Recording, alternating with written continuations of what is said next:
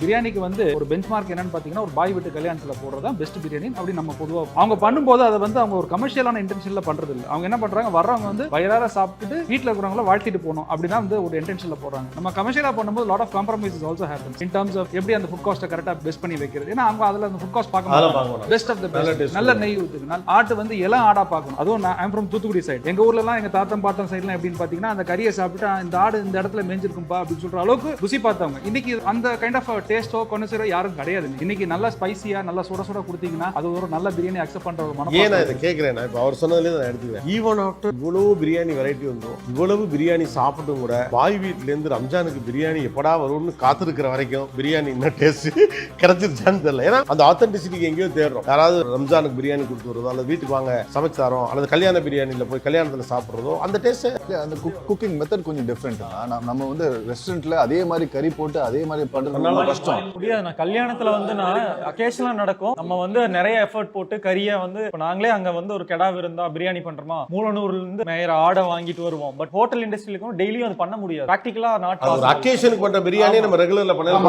அப்ப மீட் வந்து கோல்ட் ஸ்டோரேஜ்க்குள்ள போகும் 1-2 days. சோ அதுக்கு ஒரு சின்ன அதுக்கான ஒரு சின்ன டேஸ்டோட காம்ப்ரமைஸ் இருக்கும் நமக்கு. நான் வெஜிடேரியன்ல இருக்கேன், இதை பத்தி பேசலாமா? ஆடே பின்னாடி வச்சிருப்பாங்க அவங்க. நான் சொன்ன பாருங்க, 5 வருஷத்துலயோ 10 வருஷத்துலயோ வரதெல்லாம் கிடையாது. அவனோட அந்த தொழிலுக்கு அவன் வேல்யூ கொடுத்து பப்ளிக்கோட அந்த வயிறுக்கு வேல்யூ கொடுத்தனால இந்த பேரெல்லாம் வருது. ஆடே பின்னாடி வச்சிருக்காங்க. 12 to 15 கிலோ தான் அவன் மட்டனும் விற்கிறான். அவன் உள்ளார வெளியில வந்து அந்த கறியும் செய்யறான். அவன் செய்யற பொருள் வந்து அந்த ஊர்ல இருந்து எத்தனையோ நாடுகளுக்கு போகுது. கடை வந்து நான் இவர்கிட்ட இப்போ போட்டோ காமிச்சேன், வெறும் தகர ஷீட் போட்டுருக்கு. அப்போ அந்த மாதிரி சில ஊர்களில் இருக்கு. அப்போ நாங்கள் வந்து இந்த ஃபுட் எக்ஸ்ப்ளோர் பண்றதுக்காக வேண்டி ஒவ்வொரு ஊருக்கா போவோம். நான் மட்டும் போக மாட்டேன், என் கூட ஒரு 5 பேர் 10 பேர் கூட்டு போவேன். இது எதுக்குன்னா, நம்ம எந்த இடத்துல நிற்கிறோம், நம்ம இனி எங்கேயாவது மாறணுமா, ஏதாவது பண்ணணுமா, சாம்பாரே ஒரு 2 வெரைட்டி 3 வெரைட்டி கொடுக்கலாமா, இட்லி இதில் தான் நான் பண்ண முடியும். நான் மட்டன் பிரியாணி பார்த்துட்டு இங்கே ஒன்றும் பண்ண முடியாது.